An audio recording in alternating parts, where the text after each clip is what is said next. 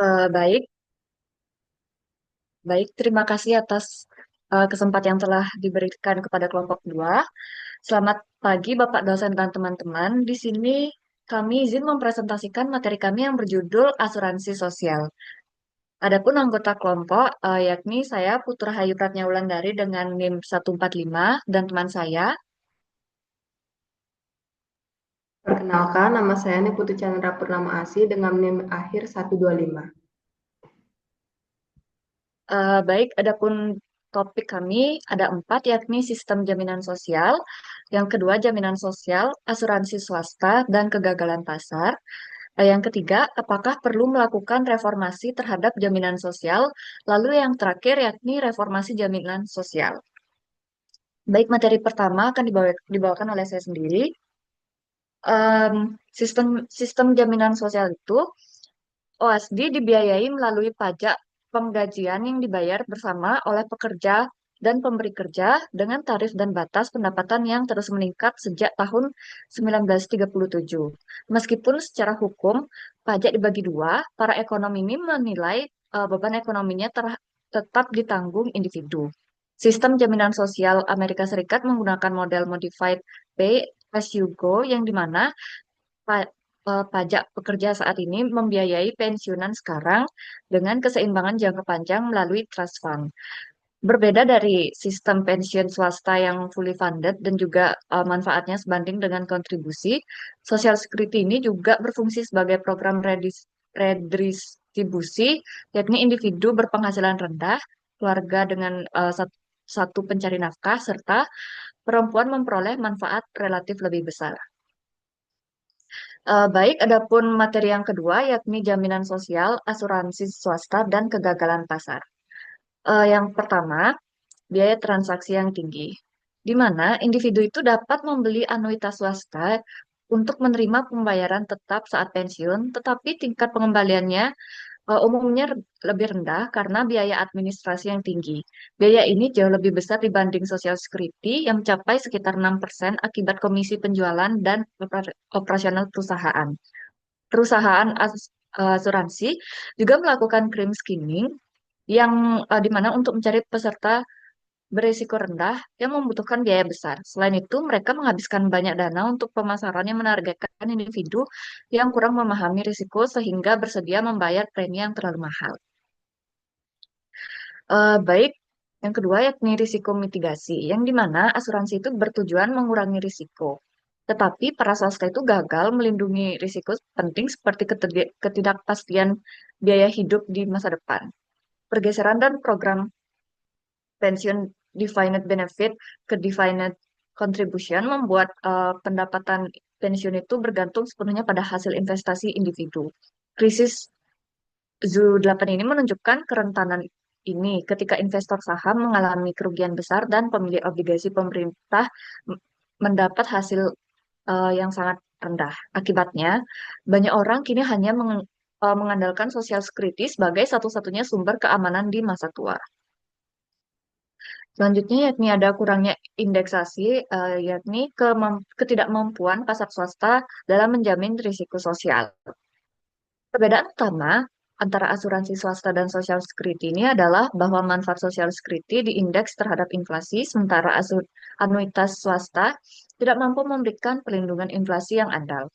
Risiko inflasi ini merupakan risiko sosial yang sulit diasuransikan perusahaan swasta karena dapat memengaruhi seluruh polis sekaligus, seperti halnya risiko kematian massal akibat perang. Akibatnya, tidak ada pasar asuransi yang benar-benar melindungi individu dari inflasi melalui sekuritas swasta. Pemerintah mampu menyediakan pelindungan ini, misalnya melalui obligasi dengan pengembalian real yang dijamin sejak tahun 1997. Dengan kemampuan menaikkan pajak dan membagi risiko antar generasi, pemerintah itu memiliki posisi yang jauh lebih kuat dibandingkan dengan swasta dalam menyediakan perlindungan terhadap risiko sosial seperti inflasi. Selanjutnya yakni seleksi merugikan, perbedaan risiko, dan biaya asuransi. Asuransi swasta itu menghadapi masalah besar karena perbedaan harapan hidup individu yang membuat premi harus disesuaikan berdasarkan risiko Namun, hal ini sering dianggap tidak adil dan mahal untuk diidentifikasi. Ketidakmampuan membedakan risiko secara akurat menyebabkan peserta berisiko rendah mensubsidi peserta berisiko tinggi sehingga mereka cenderung enggan membeli polis. Kondisi ini memicu adverse selection di mana hanya peserta berisiko tinggi yang membeli asuransi sehingga premi terus meningkat. Pemerintah dapat mengatasi masalah ini dengan mewajibkan seluruh individu membeli asuransi, menciptakan redistribusi, namun sekaligus juga memberikan perlindungan risiko yang lebih luas bagi masyarakat. Selanjutnya yakni moral hazard dan jaminan sosial. Asuransi swasta sering memberikan perlindungan terbatas karena adanya moral hazard, yaitu ketika pelindungan asuransi melemahkan insentif individu untuk mencegah risiko. Dalam perencanaan pensiun ini, risiko lamanya hidup tidak memicu moral hazard, tetapi risiko kemampuan bekerja pada usia lanjut justru menimbulkan masalah tersebut. Social Security menyediakan perlindungan bagi individu yang sulit bekerja pada usia 62 hingga 65 tahun, namun semakin besar manfaatnya, semakin lemah pula insentif untuk tetap bekerja. Karena itu, baik asuransi swasta maupun pemerintah menghadapi batasan yang sama, yakni perlindungan yang tidak dapat diperluas tanpa mengurangi insentif kerja. Baik, yang terakhir yakni asuransi pensiun sebagai merit good. Ini mana pasar asuransi itu bekerja dengan baik, pemerintah tetap memiliki dasar untuk tetap campur tangan jika masyarakat tidak ingin lansia menderita akibat kurangnya persiapan pensiun yang menjadikan asuransi pensiun ini sebagai merit good yang bersifat paternalistik. Karena kegagalan individu menabung dapat menimbulkan biaya bagi orang lain, pemerintah itu memiliki alasan untuk mewajibkan warga memiliki asuransi, meski tidak harus membeli dari tingkat dasar jaminan sosial yang memastikan pemerintah tidak perlu menambah konsumsi bagi mereka yang kurang menabung. Selain itu, biaya transaksi yang tinggi, adverse selection, dan kegagalan asuransi swasta dalam melindungi terhadap inflasi serta risiko sosial lainnya yang memperkuat kebutuhan akan penyediaan publik. Baik, untuk materi selanjutnya akan dilanjutkan oleh teman saya. Baik, untuk materi selanjutnya yaitu apakah perlu melakukan reformasi terhadap jaminan sosial. Di next.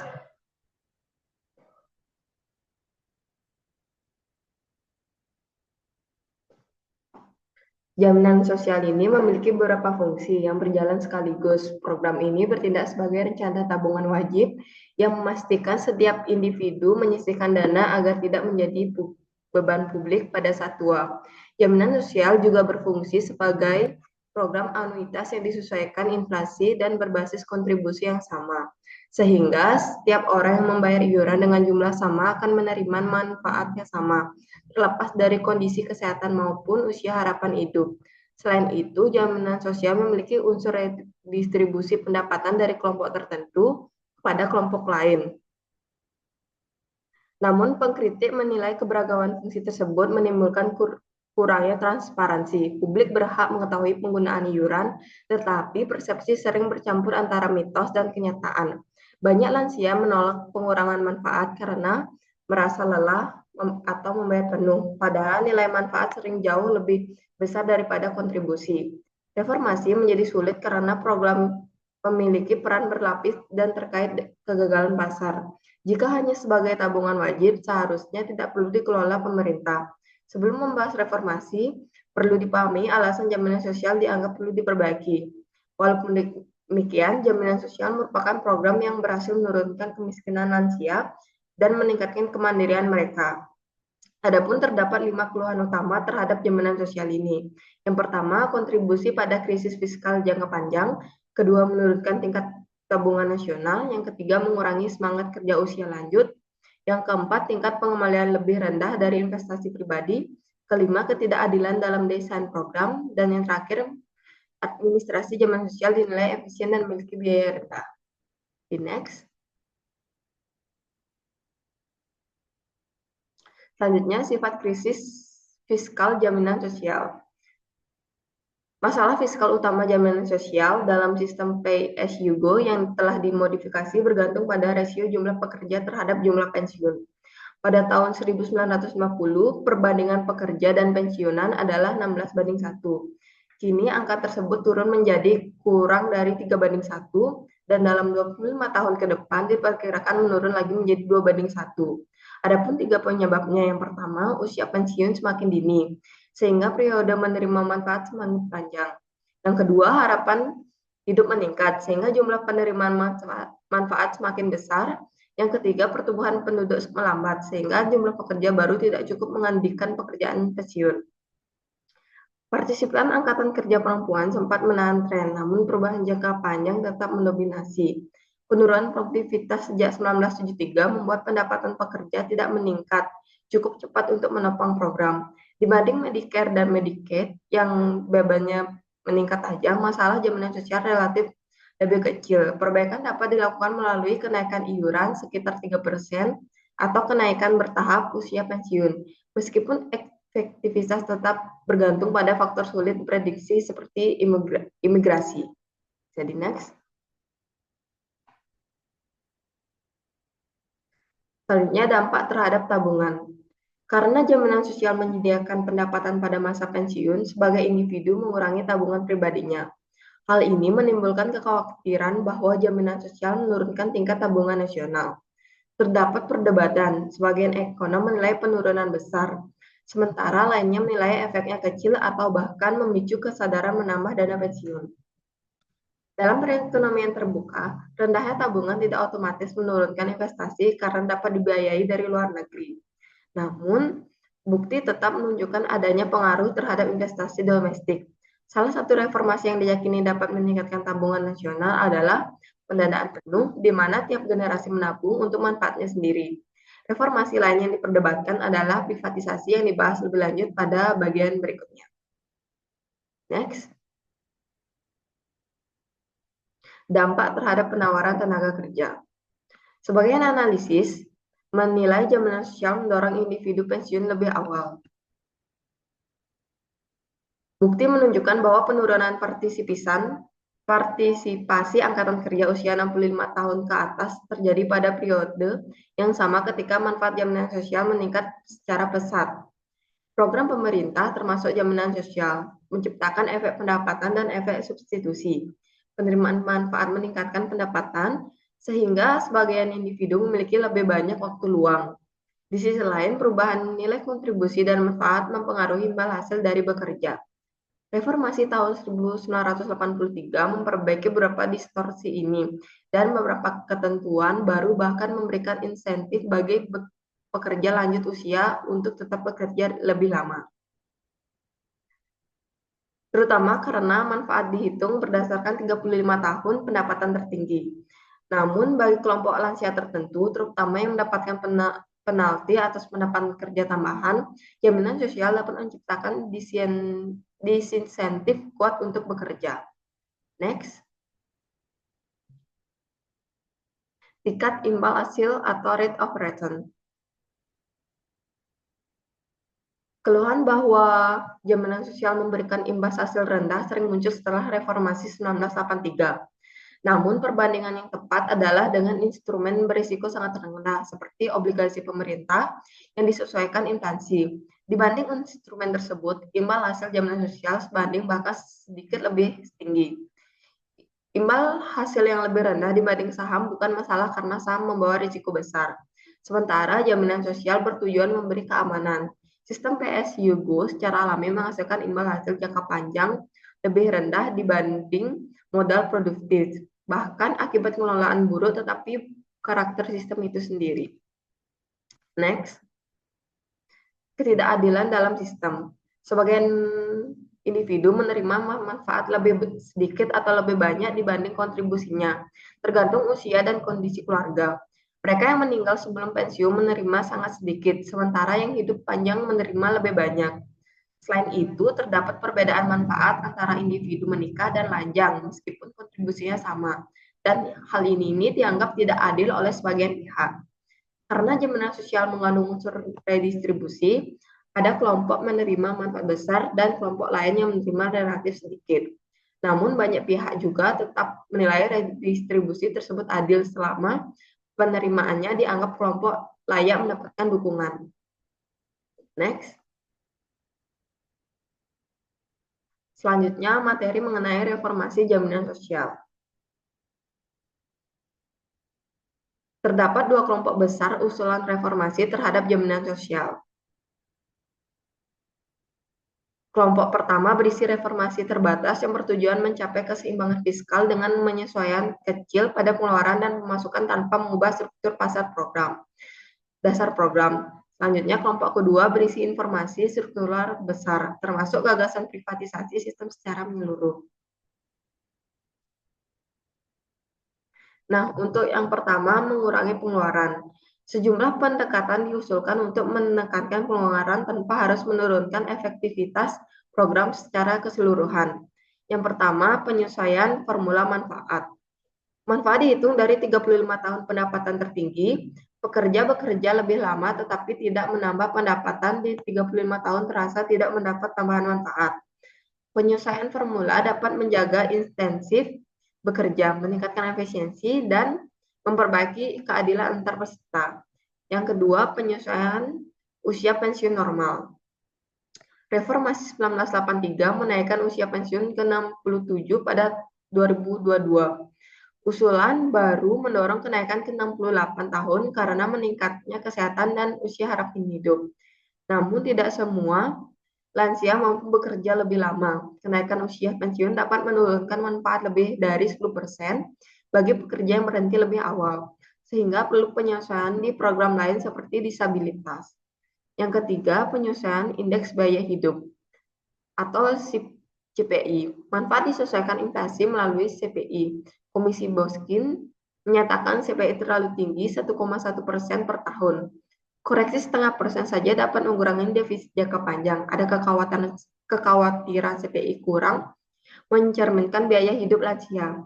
Namun pertumbuhan biaya medis mulai melambat.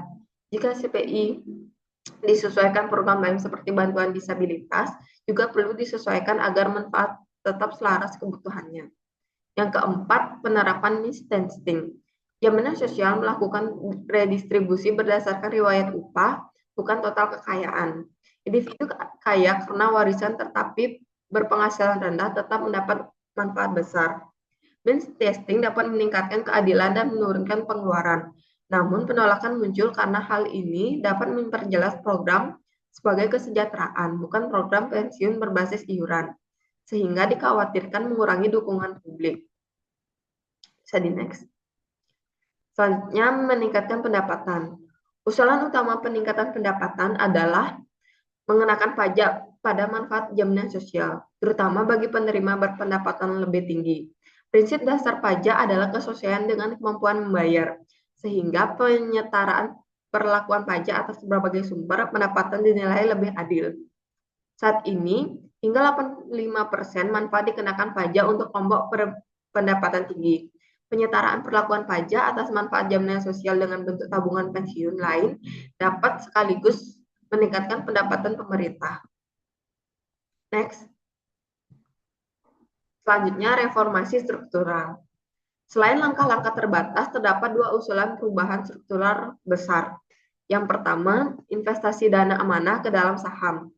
Sejarah pasar modal menunjukkan bahwa investasi jangka panjang pada saham menghasilkan imbas hasil yang jauh lebih tinggi dibandingkan obligasi pemerintah. Jika sebagian dana amanah jaminan sosial ditempatkan pada portofolio saham yang terdiversifikasi secara luas, posisi keuangan program dapat membaik. Simulasi menunjukkan bahwa tanpa reformasi lain pun, umur dana amanah dapat diperpanjang secara signifikan. Namun ada 3 keberatan utama. Yang pertama, risiko pasar saham tetap ada, termasuk kemungkinan terulangnya krisis 1929 atau 2008. Yang kedua, perpindahan dana amanah dari obligasi pemerintah ke saham dapat meningkatkan biaya pinjaman pemerintah. Yang ketiga, ada kekhawatiran bahwa kepemilikan saham oleh pemerintah mempengaruhi tata kelola perusahaan. Meskipun proyeksi menunjukkan porsi kepemilikan pemerintah tetap di bawah 5% sehingga dampaknya kecil. Yang kedua, privatisasi jaminan sosial. Privatisasi merupakan usulan paling radikal. Setelah krisis 2008, dukungan terhadap privatisasi merosot tajam. Jika jaminan sosial sebelumnya diprivatisasi, banyak lansia akan kehilangan sumber pendapatan utama karena jatuhnya pasar saham. Krisis tersebut menegaskan bahwa jaminan sosial lah yang mencegah ledakan kemiskinan lansia. Privatisasi ini menawarkan potensi imbal hasil lebih tinggi, tetapi memiliki beberapa masalah besar. Yang pertama, biaya transaksi tinggi dalam pengelolaan rekening pribadi yang secara signifikan mengurangi pendapatan pensiun. Yang kedua, kewajiban pajak transisi selama puluhan tahun untuk berpindah dari sistem PSUBO ke sistem pendanaan penuh. Yang ketiga, risiko pasar yang jauh lebih besar dibandingkan sistem sosial saat ini. Yang keempat, masalah seleksi atau skimming pada pasar asuransi swasta, sehingga kelompok berisiko tinggi akan kesulitan memperoleh perlindungan yang memadai. Yang kelima, kemungkinan eksploitasi oleh sektor keuangan terhadap individu yang kurang memahami produksi produk investasi. Karena alasan-alasan tersebut, termasuk biaya transaksi tinggi dan risiko pasar, minat untuk melakukan privatisasi bahkan secara parsial kini jauh berkurang. Next. Baik, sekian pemaparan materi dari saya. Selanjutnya saya akan serahkan kepada moderator. Baik, sekian presentasi dari kelompok 2. Jikalau ada kesalahan kata yang disengaja maupun yang tidak disengaja, kami minta maaf. Kami tutup dengan selamat pagi. Terima kasih.